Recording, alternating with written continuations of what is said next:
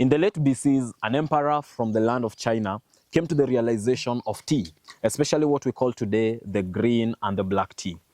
The emperor one day was boiling water, like the one that you can see, at a nearby bush. And then one of the leaves fell into the water that he was boiling.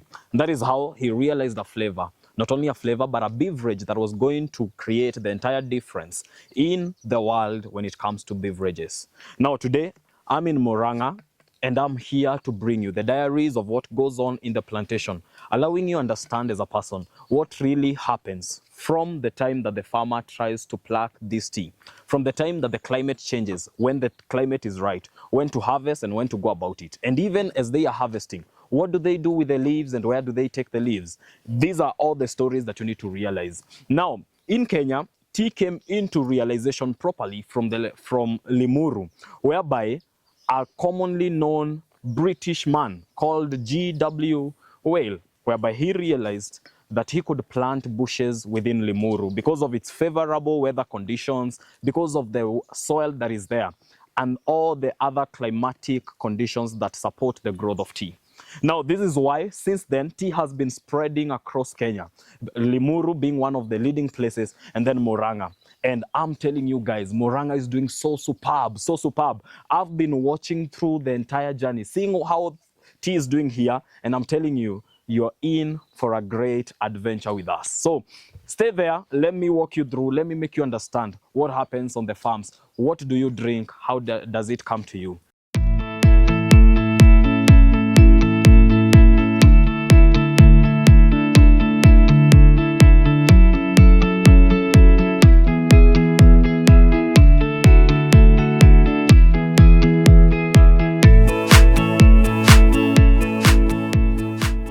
This is the nursery, na hapa ndipo kazi yote inaendeleanga. And the reason as to why I'm changing the dialect is because we're about to get into a conversation with a common farmer, a worker in the plantation, and someone who understands what really goes into the DNA of making tea. So, hapa kwa nursery, basically, we are about to understand hizi mchanga ni za nini. So, I was interacting with the farmer a while ago. So, I'm getting to understand kwa nini mchanga, kwa nini tuweke kwa karatasi, and everything that is going on here. That is what we are trying to bring you on, into and to bring your mind to understand. So, as I bring the farmer on board, he will be able to take us through the process of exactly what happens. And I'm really, really glad, and I hope you as well, as you're watching us from home, you're also glad because I'm about to be participating in everything that goes into making tea and everything that goes into preparing the entire nursery. Because pia mimi ndo hii mchanga yangu hapa hivi, karatasi ziko ready. This is what we'll be doing for the entire of this morning. So I'm really looking forward to bring you really educative content for yourself to make you understand exactly how do we go about tea preparation and its plantation. So let me welcome the farmer on board so that he can take us through the process, make us understand everything that happens, make us understand what do you need. If leo ulikuwa you were to decide I want to start a plantation from my place, if today you were to decide that I want to grow bushes on my garden, where would you start? How would you start? And how would that go about? So we are at the nursery and we are really glad that mkulima wetu ameweza kutujoin. Let's get to understand nini inaendeleanga hapa kwa nursery, exactly nini tunafaa tufanye na kwa nini nursery ni muhimu sana. But before we do all of that, wacha to get kuelewa mkulima wetu ni nani, ametoka wapi na amekuwa akifanya hivi for how long. So mkulima wetu tuambie wewe ni nani? Kwa majina ni John Mugai. Na nimeshafanya hii biashara karibu inaelekea miaka 10. Miaka 10 sasa? Miaka 10. Na nasema ni biashara kwa sababu hii ndio biashara yangu. Si ati ninamwaga hii majani kupanda kwa shamba yangu, hapana. Ninamwaga majani kuuza. Kuuzia wale wengine. Watu hizo seedlings. Okay. Kwa hivyo hii biashara niseme ni biashara. Ninafanya mwanzo ni lazima mtu ajenge nyumba. Okay. Ndio maana unaona nimeshajenga nyumba. Ukijenga nyumba na tayarisha mahali ya kumwaga mchanga. Okay. Hiyo mchanga ukimwaga unaweka kwa makaratasi. So sasa nyumba ni hii sasa ya kuzizuilia. Okay. And then before tuanze kuongelea kujenga nyumba na nini kwanza tuelezee hii miaka 10 ulianza tu ukipanda ukimwaga majani ama ulianza ukiwa kule kwa shamba? Miaka 10 nilianza nikimwaga majani kwa sababu nimeanzia kwa shamba. Nikaona kuna biashara nyingine ninaweza Oh, kwa hivyo kwa majani umekuwa miaka mingi, si miaka 10? Sio miaka 10. Hapana, sio miaka 10 kwa sababu hiyo majani hata nikipanda ninaona mahali natoa. Nikaona kuna watu wengine wanataka hiyo majani. Kabla aende kwa factory, kwa sababu factory kuna mwago majani, nikaona hiyo biashara nifa ufanye na uzie wenzako. Na uzie wenzangu. That is actually a good idea. And then sasa umeanza kumwaga na kufanya hii kazi. Ulielewa aje ama ulijua aje venye unafaa uifanye? Is it something uliona watu wakifanya ukiwa mdogo ama ilibidi ujifunze kwanza? Ni vile nimeshaona nikiwa mdogo hii kazi, kuna watu wazee walikuwa wakifanya hii kazi na nikakuwa na hiyo tamaa kwa sababu niliona wakiuza. Nikakuwa na hiyo tamaa hata mimi nikifanya hiyo kazi pia iko na pesa. Eno nikaona hata mafactory watu wanatoka hapa kwa area hii kuenda kwa factory kununua kwa sababu sio ati unaenda kule unapewa, hapana, ni kununua nanunua. Nikaona kuna haja watu wengi watoke hapa, kuna wale wachache wanaweza kuja niwauzie. Na sasa bei yako ya kuuza majani iko juu kuliko ya kiwanda, zinatoshana ama wewe uko beta kualiko? Hapo wako na difference kwa sababu wale watu wa kiwanda ni watu wanataka watu wengi. Kwa hivyo wako chini kidogo. Bei yao kidogo iko chini. Iko chini tu kidogo. But wewe yako iko juu kidogo. Iko juu kidogo. Lakini kuna ligana na vile ya kiwanda inamwagwa na ile ya huku mashinani inamwagwa. By the pia kumwaga ni different. Kumwaga ni different. And pia I'm forced to believe that given that nyinyi already mnamwaga huku mashinani na hii tu mchanga ndo tu yenye watachukua waende wamwage, I feel like yenyu hadi ni better. Sababu ni mchanga yenyu ni yetu na sisi mkulima ndiye analida hiyo biashara yake. Na kule ni watu wanaandikwa. Kwa hiyo mtu hajali. Hapana. So lazima uhakikishe unapeana the best. Okay, asante sana. Umetuambia jina lako ni Mr. John Mungai. No, Mr. John Mungai, ningetaka sasa unipeleke through the process. Ulikuwa umenitajia kujenga nyumba. Nyumba which ni hii yenye tunaona hapa hivi. Already naona umeweka kivuli juu. Hii kivuli naona imekauka. Unakaanga ukibadilisha ama? Hapana. Nyumba nikijenga, ile kivuli inawekaga huko. Inaikaa huko. Okay. Labda nione kuna jua ingine kali.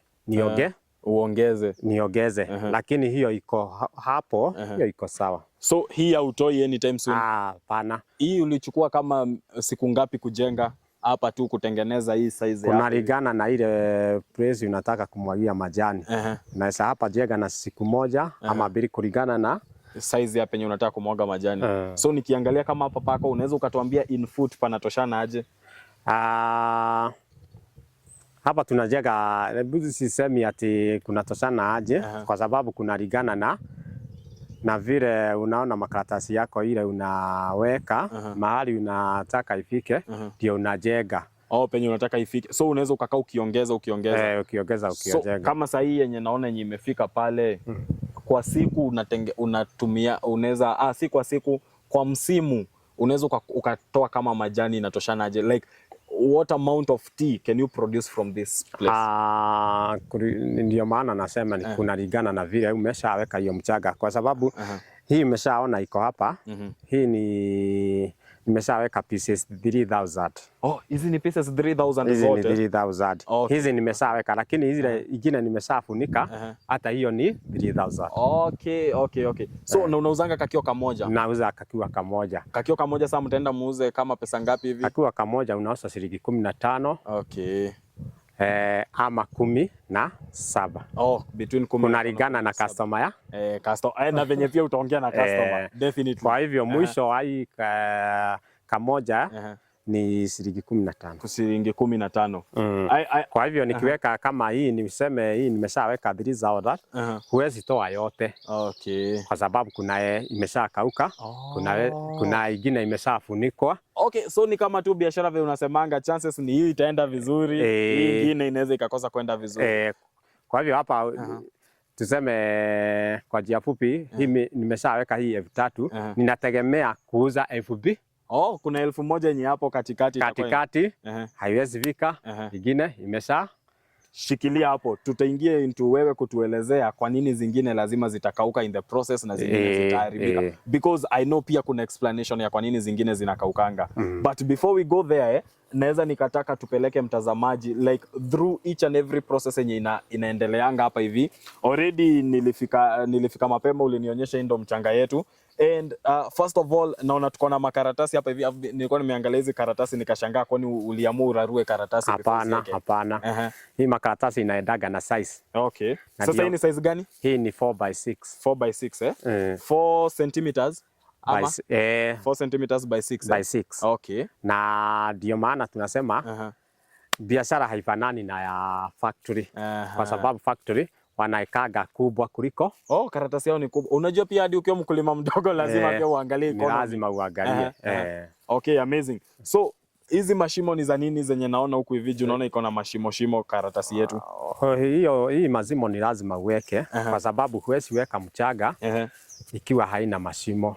Kwa sababu hii kitu ni lazima hii kitu umwagilie maji. Na maji yone mahali ya kutokea kwa sababu maji ikikaa kwa karatasi bila mashimo hiyo kitu kitakuwa itakauka. Okay. Kwa hiyo barafu hiyo ya maji. Na hizi ni wewe unajidungia ama already? Unalingana na mahali unanunua. Lakini unaweza nunua ukute haijadungwa na wewe ukuwe na msumari yako ya kudu. Kwa hivyo tu ni kuwekelea tu msumari na sio msumari hii ya kujenga, msumari hii ya viatu. Naijua ile ya kutengeneza hizi shimo za viatu. Okay. Amazing. So naweza nikataka Bwana John utupeleke through basi the process ya kuweka hizi karatasi, ndo pia mtazamaji ajue unaweka mchanga kiwango gani, unafaa ufikisha wapi hiyo mchanga, asije akaguess. Pia mimi yangu nitaweka. I hope that you viewers you're getting to see exactly nini inaendeleanga kwa nursery, because I'm just realizing nursery is not as simple as I thought. It's not as simple as I was thinking when I was coming here. I'm seeing a whole lot new level of invention, creativity na venye kazi inafaa ifanyike. So guys, let's go into kuweka mchanga. So tunaenda kuweka mchanga hapa hivi so that we can see tutatengeneza pieces ngapi. Hii karatasi inakuanga na pieces ngapi? Hiyo karatasi inakuanga na pieces 100. Hii ni pieces 100. So hizi ni pieces 30 zenye ziko hapo, ni pack 30 za hii Okay, ni sawa. Tuonyeshe sasa venye tunaekanga nini? Tunaweka majani. Kuweka mchanga ni lazima ushike hii karatasi. Uweke mchanga. Kwanza nishike yangu. Uone mchanga umejaa kabisa na usidirie. Lazima usidirie ndani. Lazima usidirie. Acha niweke yangu uniambie kama ninaelewa ni nini yenye tunafanya. Sidiria kabisa. Nisiogope? Okay. Lakini ukisidiria kabisa unaweza larua karatasi. So ni kuweke hapo pia. Nishaweka karatasi ya kwanza. Iko aje? Iko bado? Iko sawa. Hii sasa iko sawa ikiwa hivi. I hope you viewers you can see exactly what goes into planting this. Now, nimeshaweka kama hii yote, but before tuendelee, I would also want to understand kwa nini tuchukue hii mchanga. Hii mchanga kuna kitu mumeweka kama chemical fertilizer? Hapana. Hii mchanga haina kitu hata moja. Lakini kuna wakati mwingine tunawekaga DAP. Na sio ati lazima uweke. Hapana. Hiyo DAP inasaidia na nini? Hiyo DAP inasaidia kwa sababu unajua DAP ni manure. Na huwezi weka mchanga ikiwa na nini? Na hiyo manure. Lazima uweke ka DAP. Sio fertilizer. Si fertilizer, ni manure. Na uwezi ukachukua manure ya kawaida maybe ya kuku, ya ng'ombe uweke hapa ndani uchanganye then upack. Hapana. Kwa sababu wewe chukua hiyo. Kwa nini tusichukue hiyo ya ng'ombe ama ya mbuzi ama ya kuku? Hii mchanga haitagi nini? Manure mingi. Kwa hivyo hata hiyo manure ya DAP kilo moja, hii pieces 3000 ni kilo moja tu. So utumii mingi kwa hizi nini zote? Kilo moja imetosha hizi zote pieces 300. So 3000. Hizi pieces 3000. Na mchanga utatumia kiwango gani? Wheelbarrow kama ngapi kuweka hizi 300? Hizi 3000. 200 inawekagwa na wheelbarrow 200 wheelbarrow moja. Kwa hivyo hapo 35. Oh, so hizo ni 15 hiyo zote pamoja. Na hii mchanga unatoanga wapi ndio ukuje umwage hapa ndio uweke kwa hizi karatasi? Kunalingana na mahali unatoa kwa sababu huwezi toa nini mchanga ovyo ovyo ati uingie kwa shamba ati ushibe shimo. Hapana. Kwa kawaida mimi natoaga hii mchanga hapa. Okay. Hapa kuna shimo. Naona pale kuna shimo. Kwa sababu hii shimo haikaribii boma. Okay. Kwa hivyo takataka nikimaliza takataka yote ile itarogotwa karibu na boma italetwa hapa. Na ikuje imwa. So umeshatengeneza mahali pa kuweka takataka na hapo bado ndipo penye unatoa mchanga. Okay. Na how deep can you dig that one? Inafaa iende chini kiwango gani? Ni kiwango gani ikifika unasema sasa siwezi nikachimbua hata ukienda hata kiwango cha chini kabisa. So ni uchimbe provided mchanga iko. Provided mchanga iko. Okay. Lakini huwezi enda chini kabisa kwa sababu kunalingana na majani ile unaweka. Okay, amazing. Now kwa sababu mahali pale unaona pale hako na disi. Hapo alikuwa na shimo ingine. Nikitoa hiyo mchanga nikaweka takataka alafu nikaweka ndizi. Huwezi amini hapo halikuwa na sasa hii naona hadi pamejifunika pote hadi ndizi zimemea vizuri sana. Okay. So now tumeshatoa mchanga tumeleta hapa na tushaweka kwa karatasi zetu. Hizi karatasi naona umezipanga hivi. Unajuanga aje venye utazipanga? Kuna venye unafaa upange ama ni venye wetu utaziweka nile usikie ziko sawa? Unawekaga hivyo kwa sababu unaona unaweka kwa nini block kwa mablock. Ndio naona hii ni block, hii ni block yake. Lakini sio ati unasema hapo wako na pieces gapi hapa unaweka kienyeji tu hesabu. Bora tu ujue zote ni ngapi. Na hii difference unabakia hapa. Inaonekana hii mchanga ukiweka ukianzia hapa. Okay. Hiyo ingine ile nayo itakuja uanzie hapa. Lazima unaweka hiyo step. Ni foot moja ama ni foot ngapi unaweka? Hiyo ni futi moja. Ni futi moja. Futi moja Futi moja. So unaweka hivyo mpaka zifike penye nyumba yako hivi. Hapo nimeshaweka hivyo kwa sababu itafika hapo. Okay. Hapo iko. Amazing. So haya, sasa tushaziweka hivi na tumeziweka hapa hivi. Tufanye nini after hapo? After kuweka hii mchanga sasa unamwagia maji.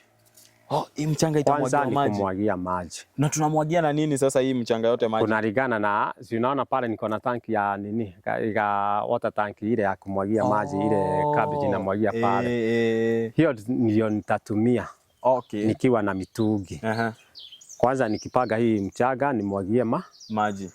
Na wakati wa kumwagia maji kuwe niko ready kusidiria hizo cutting.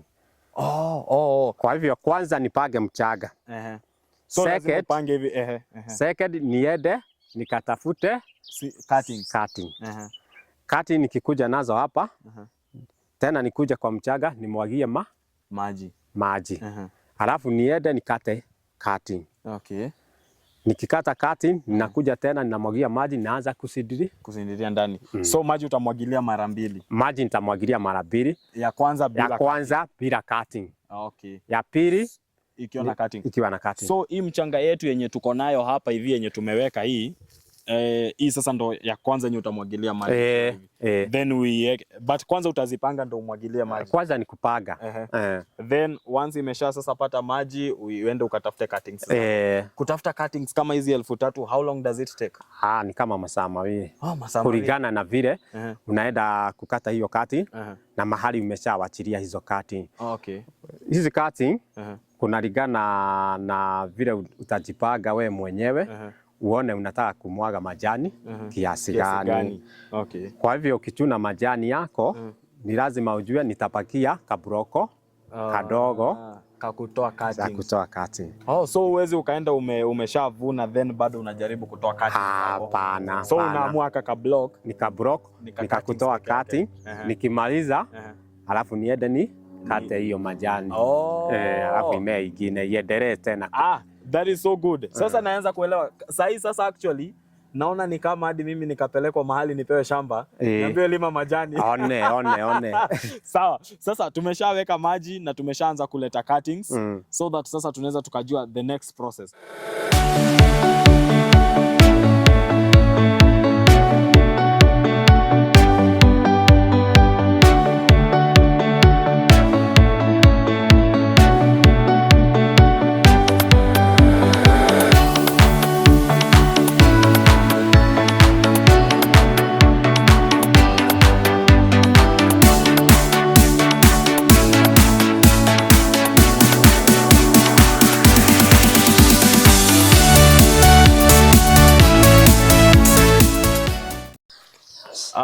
Sasa tumekuja hapa kwa shamba, tumetoka pale kwa nursery, and the reason as why we are doing this is to allow you understand step by step the entire DNA of planting tea, especially the seedling during the nursery time. So utatuelezea cutting ni gani, venye tunafaa tuchague, inafaa itoshane aje, ni kwa majani gani yenye tunachuna.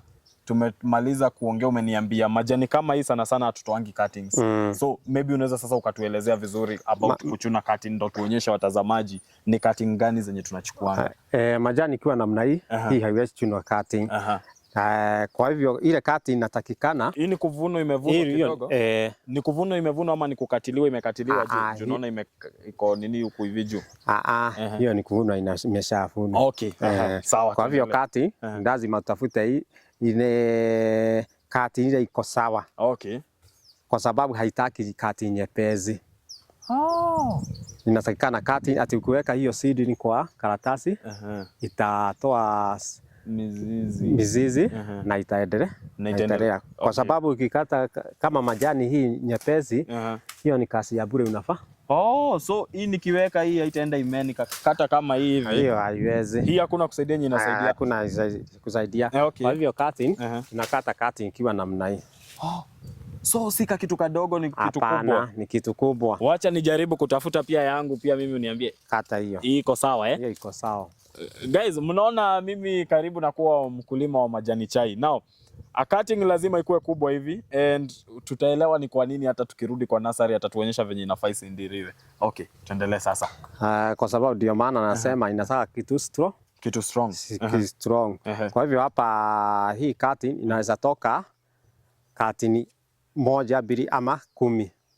Kutoka kwa hii? Kutoka kwa hii. Kwa hivyo hapa unaweza sidiria makaratasi ku. So nitakuja nianze kuzikata ama unaanza kukata mahali unaona hiyo iko sawa, sio nyepesi. Kwa hivyo hii nyepesi ni kutupa, unatupa. Hii ingine unakata kasidi kakiwa namna hii. Okay. So kangu nitakuja nikate haka. Kako utakata hii utupe. Hiyo, okay. Hii ingine ukate. Hii ndio utasidiri. Hii ndo sasa nitaenda nisindirie ni pande kwa karatasi. Okay. Lakini kukata ni lazima ukate kitu sharp. Ikuwa na kisu. Kisu iwe sharp kabisa. Ama makasi. Lakini sisi tunatumia kisu kwa sababu ya haraka. Okay. Kwa hivyo ni lazima kuwe na kisu. Kikuwe kisu nini? Sharp kabisa. Kwa hivyo ukiwekelea kwa kiti unaweza kata na uende usidire kwa karatasi zako. Amazing. So hizi cutting, turudi hapa kwa cutting kidogo. Nimeshatoa hii cutting yangu, inafaa ikae siku ngapi ama masaa mangapi before niweke pale ndio ikuwe mzuri? Hii cutting inaweza maliza hata masaa 5. Kama sijaiweka kwa karatasi. Kama hujaiweka kwa karatasi. Kwa sababu hata tunakataga hii seed, hii cutting. Labda tunaweza kata kutoka masaa ya saa 10. Na wakati hiyo tunaenda kusidiria. Kulingana nimeshaona niko na cutting mingi nikaona waza nichague siku ya kukata na siku ya kusidiri.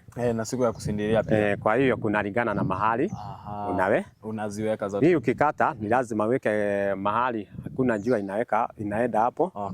Ama ndani ya nyumba ama mahali unaweka uweke tu maji tudo. Good, amazing.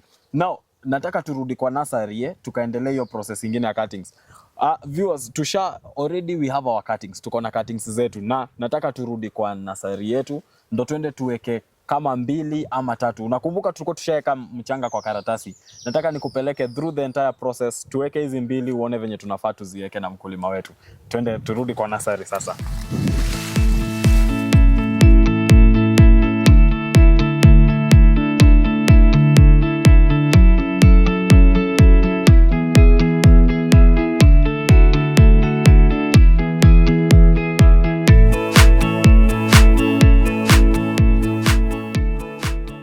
Structure ya mmea wako. So once tumeshachukua cutting, as you can see it, hii ndo cutting yetu. Sasa nataka tuende kwa the next process.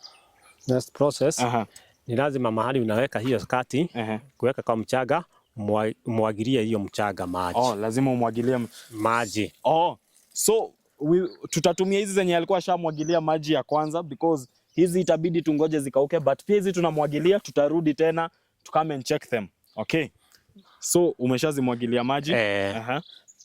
Sasa ukimwagilia maji ndio na maji unafaa umwagilie kiwango gani, ama tu hivyo venye tu umeipitishia tu iko tu sawa? Ni hivyo tu iko sawa. Kwa sababu huwezi weka maji mingi kwa sababu wakati unaweka nini hama juu na ukiweka maji mingi kuwe na barafu hiyo majani yote itakauka. Itawither. Okay. Sawa. Sasa unionyeshe sasa venye tutaweka. Sasa ukiweka kati ni kusidiria tu. Ni kusindiria tu hivyo. So kusidiria tu. Acha nisindirie zangu pia. Isiende chini kabisa. Isiende hapo tu. Kidogo tu. Good. Niambie sasa kama naelewa. Hiyo iko sawa? Na pia hiyo iko sawa. Hata hiyo iko sawa. Matawi ikiwe inaweka. Lakini sasa matawi kama iangalie juu iko tu sawa pia? Ama tuweke hii yenye imeangalia juu? Yote iko sawa. Iko sawa Amazing. So ndio hizi cuttings zetu tushaweka hapa, ni kwa nursery. We are ensuring that hizi cuttings zitamea from here. And naona hapa hivi kwa hizi cuttings zetu kama hii, naona hapa hivi iko na spaces. Hizo spaces zita affect nini hata kidogo? Hapana. Okay. Hapana. So wewe tu ukiziweka hivyo ziko sawa? Hizo ziko sawa. Sasa hii bado naona iko na maji. Tutaziacha hapa zikauke ama from here ndo sasa unataka kuzificha kwa hema? Ukimaliza kuweka cuttings zako utaweka maji tena. So tutaweka maji tena utaweka maji tena. Sasa cuttings zikiwa namna hiyo, alafu uweke maji. Okay. Ukiweka maji namna hiyo, sasa ndio utachukua hama yako uzifunike. Good. Na kabla ya kufunika utajenga kanyumba juu kakufunika kakushikilia saidi ya juu kama kale kako pale, kwa sababu huwezi weka hama hadi itakuwa na space zenye uko nayo. Okay, haya tukaribia basi pale kwa hama juu, ndipo sasa utatuelezea hizi cuttings tutarudi to deal nazo. We are going to leave them there for a minute so that we can allow you understand what happens hapa kwa hama. The next time sasa tunarudi huko after miezi 3 miezi 4, nitakuwa na seedlings zangu pia zenye zishamea, zenye ziko ready kuuzwa. Okay, sasa hii ni hama na naona huko ndani already tuko na nini kadhaa zenye zinamea huko ndani. Hizi sasa uliweka lini? Hizi ziko na mwezi mmoja. Mwezi mzima? Unafunuanga kumwagilia maji ama ni yenye tu ulimwagilia? Ni yenye tu nimeshamwagilia kulingana na weather vile iko kwa sababu wakati huu huwezi funua atiweke maji kwa sababu kuko na baridi. Kwa hivyo hii nitavunua ikimaliza mwezi mmoja na nusu. Niweke maji. Uweke maji, urudi tena alafu nifunike. Ikimaliza miezi 3 utoe yote. So kwa hii miezi 3 yenye inafaa kwa hii hema unamwagilia maji tu mara moja hapo katikati? Mara moja katikati. Okay. Na jinsi yenye kuna jua mingi, wakati kuna jua mingi miezi 3 unamwagilia mara 2. Okay. Mara 2. So after 1 month, after second month na tuseme ukitoa hii hama si utaendelea hata kuweka maji. Okay. Sasa nataka utuelezee kwa nini uliziweka, kwa nini zinawekwa kwa hama na kwa nini zifunikwe? Hauwezi tu kazimwagilia maji uache tu zigrow? Hapana. Huwezi wacha namna hiyo. Ni lazima utafute karatasi ya nylon. Kwa nini tunaziweka? Ndio hama. Kwa sababu hama inatoaga maji. Ukifunika inatoaga maji. Kama hizi unaona hii kuna maji ndani. Na hii maji ndio natumia hiyo mmea so after hii mmea kuna ile maji yenye ulimwagilia tulikuwa tunaitanga tukiwa shule, let me remember my biology. Tunaitanga transpiration. So after the process ya transpiration hii maji imetoka, hii mmea ipotezi hiyo maji kwa hewa? Hapana. Inakuja inatrapiwa na nini? Na karatasi yetu. So the more inakuwa mingi, so ni kama pia hiyo inajitengenezea kamvua kake huko ndani. Okay, this is very interesting. So already tumeshaifunika hapa hivi, imekaa hapa for 3 months. So kwa hizo 3 months pia nataka kuelewa kuna venye kunaweza kukaenda kwa miezi 3 upate aziuko ready kutoka? Kunaweza ukaona hata unaweza mwaga tuseme kama hii 3,000 uone imeshatoka 2,000 na nusu 2,500. Kwa sababu kulingana ukisidiria cutting unaweza sidiria uone kuna mahali umeshawacha karatasi. Hiyo ndio number 1. Okay. Number 2, unaweza mwaga hii majani, usahau kuangalia vile weather iko. Kukue kuna siku jua imesha kuja, ikakuwa jua kali, ikashoma hiyo majani ikiwa kwa hama. Okay. Na sasa endelea. Ya 3, unaweza weka majani kukue na baridi kali. Hiyo majani yote inaweza chomeka. So kukiona baridi kali mnafanyanga nini? Ni kumwaga mtamwaga ama tunamwaga tu, lakini juu hatuwezi weka matai mingi. Ndio iweze saa kutafuta warmth kwa hewa. Okay. Na nakumbuka pale hivyo tusonge hivi. Nakumbuka hapo tu. Nakumbuka tukiwa hapa uliniambia hizi 3,000 kuna wakati utapata uko tu na seedlings kama 2,000. Ukaniambia 1,000 kuna mahali penye possibly inapotelea. Inapotelea wapi hiyo 1,000? Kama hiyo umesahau kuweka karatasi kwa seedling. Ya pili ni hiyo majani ikimea. Ingine ikuwe dogo. Ifunikwe na kivuli ya hii ingine. Azipendi pia kivuli, lazima ijisimamie. Ni lazima isimamie kulingana, for example kama hii. Hii ni mahali nimeshauza ya kwanza. Hii ilikuwa dogo kwa sababu ilifunikwa na kibu. So unangoja sasa imee. Sasa inangoja tena ifike mahali inaweza ikauzwa. Na sasa ikiwa hivi naona sasa kama hii ulifunua ukaileta hapa hivi. Kwa nini huku iwacha kwa hema ukaona wacha uitoe? Kwa sababu iko na seeding, huwezi, kwa sababu iko na hii nini? Simeshaona imeshatoa hii. Tunawekaga kwa hama itoe. Itoe mizizi. So hizi zote ziko na mizizi. Hizi zote ziko na mizizi. True. Kwa hivyo huwezi weka kwa hama. Ukiweka hizi kwa hama ni kuugua, itaugua. So zile zetu zile tumeweka pale tukiziweka hapa kwa hama ita develop mzizi yake hivi. Then irudi sasa igrow na ianze kutoa matawi yake. So turudi sasa tuitoe, that is after 3 months. After 3 months. Okay. Na sasa naona hapa hivi mimi ningeulizwa ningesema hizi ziko ready kupelekwa kwa shamba. Kwa nini zikuwe ndogo? Nini ilifanya ukajua hii ni ndogo bado haijafika kiwango? Kwani inafaa itoshane urefu unatoshana aje? Kwa sababu kunategemea vile, kama mimi nataka kupanda. Kuna watu wanataka kupanda hii dogo na kuna watu wanataka kupanda kubwa. Kuna ligana na ule umeshauzia, alikuja akakwambia nichagulie ile yote kubwa unipatie. Watu wanapenda kubwa ama ndogo? Ndio maana kuna ligana na pande wetu, kuna ligana na vile mtu anataka, kulingana na shamba yake vile inakaa. So wale watu wengi ndo nauliza. Kwa sababu shamba za huku ni shamba za milima. Mvua ikitoka juu naweza teremka mpaka chini. Ukiweka hii kadogo, mchanga yote itaenda kufunika hii. Katagongo kafunikwe kweli. So true. Lakini ukipatana na customer, shamba yake iko mahali flat vizuri. Mahali flat kama hapa.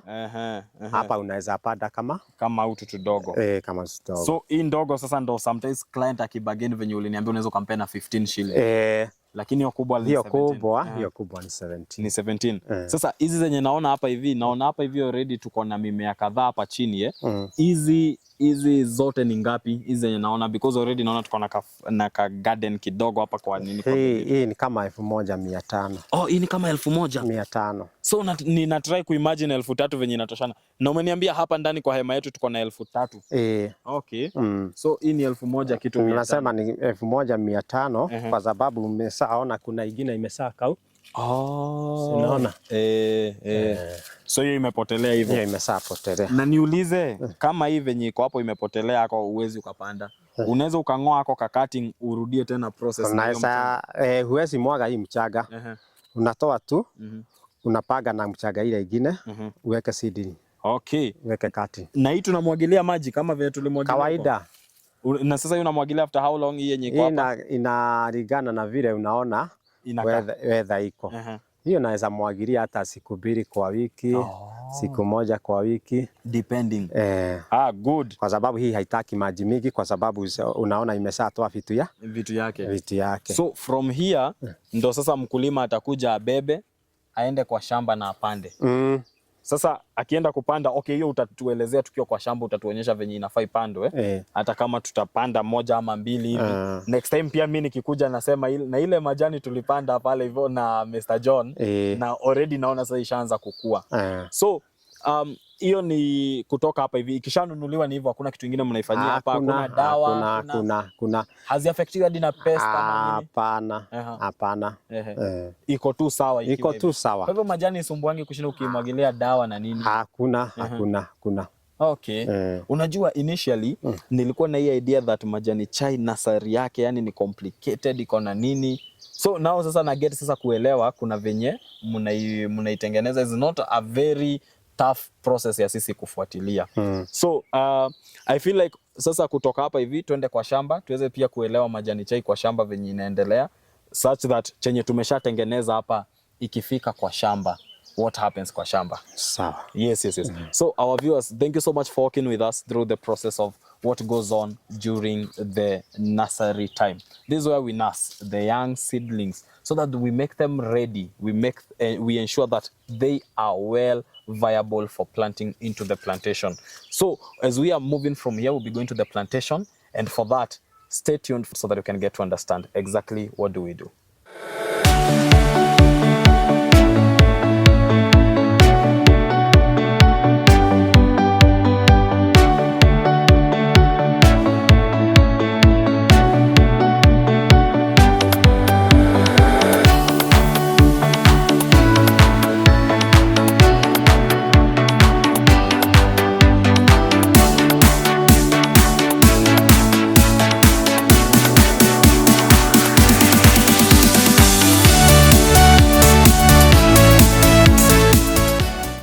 Sasa tumeshafika sasa kwa shamba Nataka sasa unionyeshe hii seedling yetu yenye sasa tuko nayo before tumalize process yetu ya seedling.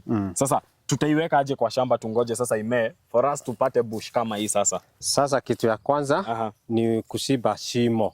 Lazima uchimbe shimo. Lazima uchimbe shimo. Na kuna venye unaangalianga penye utachimba, kuna mahali uwezi ukachimba ama tu wetu chimba shimo.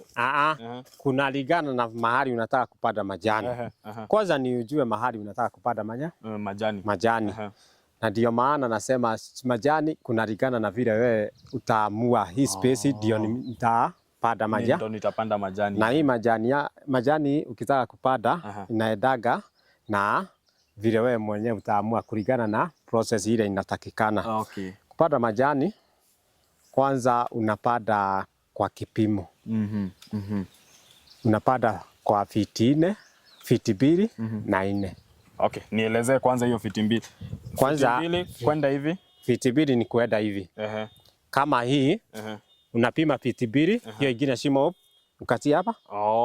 Fiti 4 ni kutoka kwa hiyo line moja kwenda hiyo line kwa line ile. Ingine hapo ni fiti 4. Ndio ipate space ya ku grow vizuri. Ni sawa. Haya. Kwanza sasa ikitoka kwa nursery utakata shimo. Na umezipimia zote. Alright. Sasa tumeshaona hapa fiti 2 mahali iko ni kama hapa. Sasa ukata shimo kabisa. Iingie ndani kabisa. Ni kama nitarudi sasa shambani pia mimi. Na hiyo shimo kuna kiwango yake ama ni kishimo tu kikubwa unakata? Haina kiwango. Ni kishimo tu kikubwa. Ile unataka utakata. Sasa hiyo iko sawa. Kama hiyo iko sawa. Iko sawa. Okay. Na sasa umeshatoka na kijani yako kwa nursery, ndio hii hapa niko nayo. Ukuje kupanda. Kwanza kwa sababu hujui weather vile iko na tunapadaga wakati wa season ya mvua. Huwezi panda ya majani hata miezi yote. So hata nyinyi kuuza seedlings kutoka pale kwa nursery kuna season.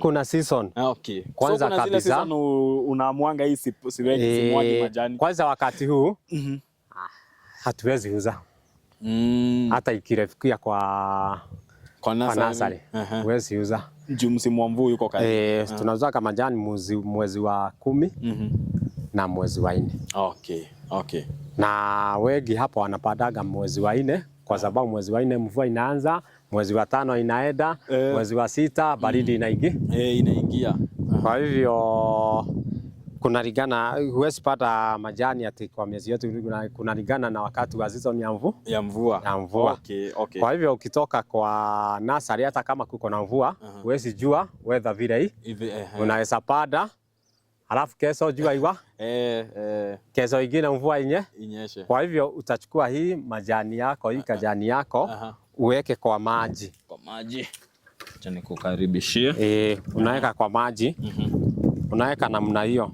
Uone yote imeshatosha. Utumbukize ndani itoke na maji. Utumbukize kabisa. Uone hiyo majani imeshashika maji kisawa sawa. Halafu kupada utarudisha hii yote mchanga. Haukufunike? Hapana. Utarudisha yote. Halafu uchukue mkono wako usibe kashimo namna hii. Si unaona? Sasa uinamise kijani namna hii, usike hii karatasi hapa juu. Si unaona? Uende pole pole. So haitaki mbio? Haitaki mbio. Ukiona haitoki haraka, unapinya kidogo namna hii. Si unaona? Sasa utashika karatasi. Si unaona imeshatoka. Sasa utapada kijania yako hapo ndani. Ukipada ujue huwezi weka mchanga hapa umesha katia ikiwa kwa kati. So mchanga isiguze hapa penye tulikata. Sasa ikiwa namna hiyo usidirie, ikiwa namna hiyo iko sawa. Hapa usiweke mchanga. So hii yenye iko huku kando utahakikisha aje ijarudi hapa ifunike hii? Hapana. Kwa sababu mchanga haiwezi enda ifunike hiyo. Kwa sababu mvua ikinyesha itaingia na ndani. Itaingia ndani. Sawa. Hizi kuna venye lazima upasue ikuwe ndogo ama unaweza tu ukafanya nazo zikiwa kubwa? Gani? Hapa kwa hii shimo hizi mchanga zimeshikana. Hiyo utawacha hivyo tu. Haina shida. Hiyo haina shida. From there sasa? From there hii ndio utakuwa ukirida. Na sahi hasitaimwagilia maji sahi? Hutamwagilia kwa sababu umeshaweka tayari ukipada. Lakini ukiona siku mbili zimesha malizika bila kunyesha, utakuja na maji yako umwagilie hapa juu. Hapa tu juu kwa hiyo shimo. Hivyo tu. Na ukimwagilia hivyo inaweza kaa hata mwezi mmoja bila kumwagilia tena. Good, perfect. Sasa tumeshajua venye tunaangalia ifike hapa na vesa tunaileta kwa shamba. So hii ndo nitakuwa nikilinda continually. Hakuna hadi kazi because ndo ifike kama hii sasa kazi itakuanga kutrim na kuishape ama nini? Ni hivyo tu. Kabla hivi kutoka hapa ifike namna hii. Kunategemea na vile wewe unataka kazi yako ama majani yako Kwanza kabisa ni kulimia majani. Kwa sababu majani ikiwa na uchafu itakaa pale tu chini. Lakini hapa ukipata namna hiyo uone imesha maliza miezi 3, unaweza kuja na kafataraisa CAN. Unaweka. Ukiweka ka CAN sasa utafunika tena kwa mchanga kidogo, hiyo itaendelea ikikura. Ukikocha CAN ama ukipanda majani yako unaweza weka DAP. Sisi hatukuweka kwa sababu hii mchanga iko sawa. Mchanga yetu iko sawa. So pia lazima ujue mchanga kama iko sawa. Mchanga iko sawa kabisa. Kwa hivyo ukipanda na unaweza weka DAP ama uone hakuna haja ya kuweka. Uone ukimaliza miezi 3 unaweka CAN. Sio DAP. Sasa utaweka CAN. Ukiweka CAN itatoa matawi kabisa. Itatoa matawi kabisa. Ukimaliza mwaka mmoja unaweza kuja na kapaga. Kwa sababu hiyo itakuwa imeshatoa matawi kabisa. Ukuje ukate. Uikate. Mahali umeshapadia hii kijani